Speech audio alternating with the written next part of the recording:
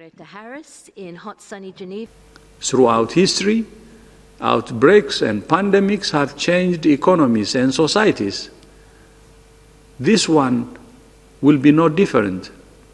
In particular, the pandemic has given new impetus to the need to accelerate efforts to respond to climate change.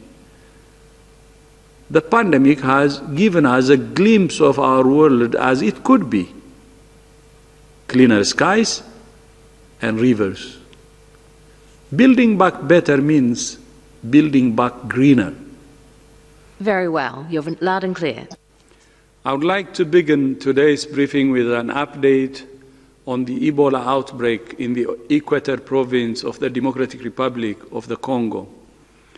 The outbreak continues to increase and to spread geographically. Yesterday, the 100th case was reported with 43 deaths in 11 health zones across the province. There is currently a delay of about 5 days from the onset of symptoms to when an alert about a suspected case is raised. This is concerning. We have with us, as always in the room, the WHO Director General.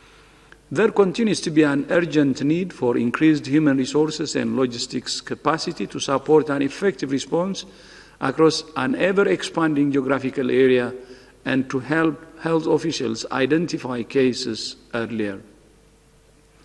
The government of DRC has developed a plan that needs about $40 million. We urge partners to support this plan.